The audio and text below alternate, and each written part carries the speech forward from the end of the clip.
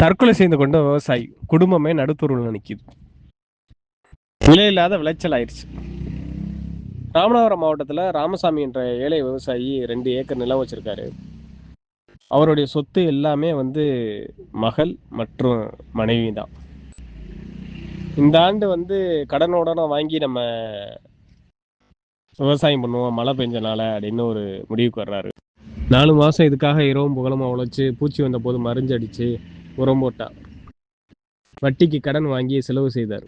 அறுவடை நாளும் வந்துருச்சு. இந்த முறை நல்ல விளைச்சல் கிடைச்சதால எல்லா கடனையும் அடைச்சிடலாம், மகளுக்கும் நல்ல பள்ளியில் படிக்க வச்சிடலாம் என்ற கனவு கொண்டார். ஆனால் சந்தைக்கு போன போது அதிர்ச்சி. 1 கிலோ தக்காளி 2 ரூபாய்க்கு மட்டும்தான் போகுது.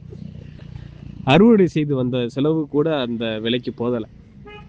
1 கிலோ தக்காளி நான் செலவு செஞ்சதே 10 ரூபா, 2 ரூபா தான் தரீங்க அப்படின்னு மன உளைச்சலில் பேசுகிறாரு. இஷ்டம்னா வை, இல்லைன்னா கொண்டு போடிங்கிறாங்க.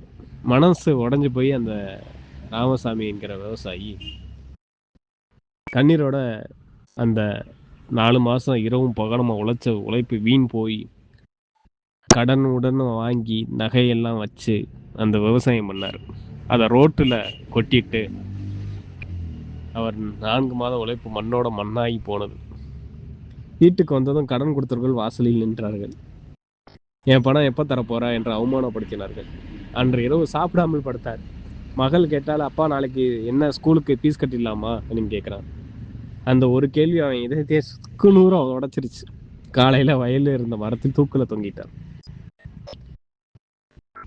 அவர் சட்டப்பையில் ஒரு கடிதம். நான் சாக காரணம் என் குடும்பம் இல்லை, நான் விளைவித்த பொருள் தான்.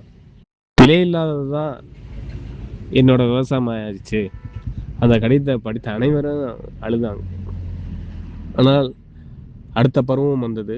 இன்னொரு விவசாயி அதே நம்பிக்கையோட விதையை தொடங்கினார். உழைப்புக்கு மதிப்பில்லாத சமுதாயத்தில் விவசாயியின் கண்ணீர் அமைதியாகவே விழுகிறது.